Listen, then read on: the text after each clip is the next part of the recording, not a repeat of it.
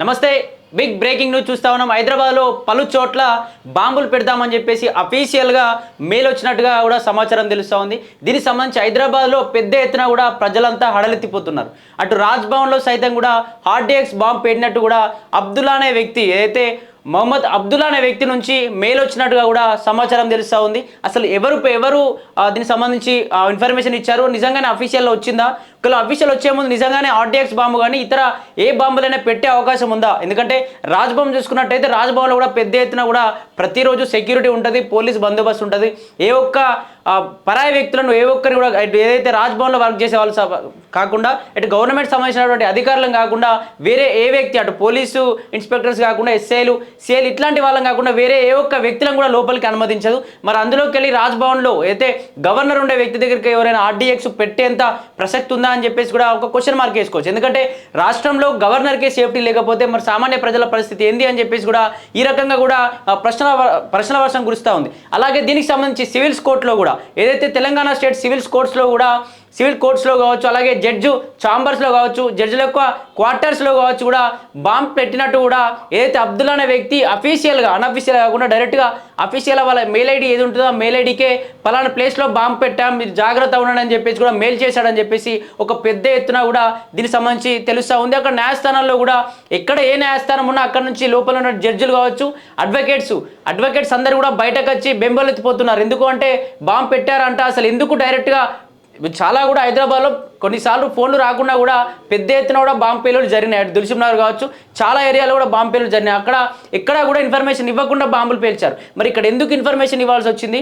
నిజంగా కరెక్ట్ అయిన ఇన్ఫర్మేషన్ లేకపోతే ఫాల్స్గా ఎవరైనా కాల్ చేసి ఆటాడిచ్చే కొంచెం భయపెట్టే దీనికి సంబంధించి ఏమైనా చేశారా అని చెప్పేసి కూడా దీనికి సంబంధించి ఇన్వెస్టిగేషన్ జరుగుతూ ఉంది. అక్కడ బాంబ్ స్క్వాడ్ కావచ్చు, ఇతర అన్ని స్క్వాడ్స్లో కావచ్చు పెద్ద ఎత్తున కూడా అక్కడ విచారణ జరుగుతూ ఉంది. అసలు నిజంగానే బాంబు పెట్టారా, ఎక్కడ పెట్టారని చెప్పేసి దానికి సంబంధించి ఆ బాంబ్ స్క్వాడ్ కూడా ప్రతి చోట అటు జడ్జిల యొక్క క్వార్టర్స్లో కావచ్చు, జడ్జిల యొక్క ఛాంబర్స్లో కావచ్చు, సివిల్ కోర్ట్ ఏదైతే ఉందో తెలంగాణ రాష్ట్రంలో ఉన్నటువంటి సివిల్ కోర్ట్స్లలో కూడా, అలాగే రాజ్భవన్లో కూడా పెద్ద ఎత్తున కూడా బాంబ్ స్క్వాడ్ అయితే తిరుగుతూ ఉన్నటువంటి పరిస్థితి.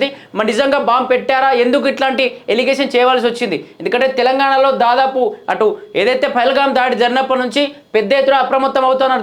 దేశవ్యాప్తంగా ఇతర రాష్ట్రాలు కావచ్చు, డిస్టిక్లు కావచ్చు పెద్ద ఎత్తున అప్రమత్తం అవుతూ ఉన్నారు. నిజంగా పహల్గామ్ దాడి తర్వాత పాకిస్తాన్ పెద్ద ఎత్తున కూడా మన పైన కొన్ని వ్యాఖ్యలు చేసింది. మీ ఇండియన్స్ యొక్క రక్తాన్ని పారిస్తాం మీ నదులలో అని చెప్పేసి కూడా కొన్ని మాటలు మాట్లాడిన పరిస్థితి. మరి నిజంగా పాకిస్తానే ఉందా? ఎందుకంటే ఎక్కువ కూడా ఇక్కడ అబ్దుల్లా అనే వ్యక్తి ఇక్కడ ముస్లిమ్స్ వ్యక్తులు ఎక్కువ ఇట్లాంటి ఫోన్స్ విషయంలో కావచ్చు, బాంబు పేలుల విషయంలో కావచ్చు, బాంబు తయారీలో కావచ్చు, బాంబులు కొనే దగ్గర కావచ్చు ఎక్కువ వీళ్ళే ఉంటున్నారు. కాబట్టి వీళ్ళని వెనుక ఎవరైనా నిజంగా పాకిస్తాన్ని నడిపిస్తుందా అని చెప్పేసి కూడా ఓ పెద్ద ఎత్తున క్వశ్చన్ మార్క్ అవుతా ఉంది.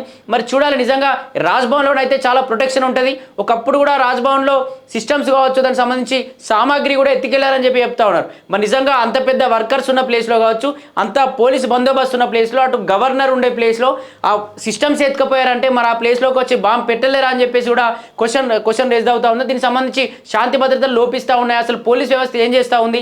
ఇంత పెద్ద ఎత్తున ఏదైతే వ్యక్తులకు న్యాయం చేసే జడ్జిలనే కావచ్చు, వ్యక్తులకు న్యాయం చేసే కోర్టులలోనే ఇట్లా బాంబు పేలుళ్ళు ఉన్నాయని చెప్పి డైరెక్ట్గా మెయిల్ చేసేంత ధైర్యం ఎవరికి వచ్చి ఉంటుంది? అసలు దీని వెనుక ఎవరి హస్తం ఉంటుంది అని చెప్పేసి కూడా అటు బాంబ్ స్క్వాడ్ కావచ్చు, ఇటు పోలీసులు కూడా విచారణ చేస్తూ ఉన్నారు. మరి చూడాలి నిజంగా బాంబు పెట్టారా, కావాలనే అబ్దుల్లా అనే వ్యక్తి భయాందోళనకు గురి చేయడం కోసమో లేకపోతే కావాలనే ఫాల్స్ ఎలిగేషన్ చేశాడా దీనిపైన అని చెప్పేసి కూడా పూర్తి సమాచారం సేకరిస్తున్నారు. చూడాలి మరి నిజంగా. ఎందుకంటే బాంబు పేలు అనేది దాదాపు కొన్ని ప్లేస్లో చెప్పకుండానే బాంబులు పెట్టేస్తున్నారు. అటు దిల్సుఖ్నగర్ కావచ్చు, చాలా ఏరియాలో కూడా బాంబు పేలినాయి. మరి దీనికి సంబంధించి ఏదైనా కంటిన్యూ అవ్వబోతుందా? ఎందుకంటే దాదాపు ఎప్పుడు కూడా ఇన్ఫర్మేషన్ ఇచ్చిన పరిస్థితి లేదు. ఇక్కడ బాంబు పెట్టినా కూడా ఎక్కడ కూడా ఇన్ఫర్మేషన్ ఇచ్చిన పరిస్థితి లేదు. కాబట్టి ఇక్కడ ఎందుకు ఇన్ఫర్మేషన్ ఇవ్వాల్సి వచ్చింది? మరి నిజంగా అక్కడ ఏం జరుగుతుంది అని చెప్పేసి కూడా అటు కోర్టులో ఉన్నటువంటి జడ్జిల విషయంలో కావచ్చు, రాజ్భవన్లో అయితే పెద్ద తనిఖీలు నిర్వహిస్తూ ఉన్నారు. ఎక్కడైనా బాంబు పెట్టారని చెప్పేసి బాంబ్ స్క్వాడ్తో లెంకుతా ఉన్న పరిస్థితి. మరి నిజంగా ఏమన్నా బాంబుకు సంబంధించిన ఆనవాళ్ళు తెలిసే ప్రసక్తి ఉందా? అసలు ఏం జరగబోతుందో, ఆ వ్యక్తి ఎవరు, డైరెక్ట్గా మెయిల్ ఎలా చేయగలిగాడు, డైరెక్ట్ రాజ్భవన్ సంబంధించిన మెయిల్ కావచ్చు, అటు సివిల్ కోర్టుకు సంబంధించిన మెయిల్ కావచ్చు, ఎలా తెలిసింది అని చెప్పేసి ఇందులోనే ఎవరైనా కోర్టులో సంబంధించినటువంటి లాయర్స్ యొక్క పై చేయి చూపించాలని చూస్తున్నారా, లేకపోతే రాజ్భవన్లో కూడా ఇట్లాంటి ఏమైనా పై చేయి చూపించాలని చూస్తున్నారని చెప్పేసి ఓ పెద్ద ఎత్తున ఇంటరాగేషన్ జరుగుతూ ఉంది.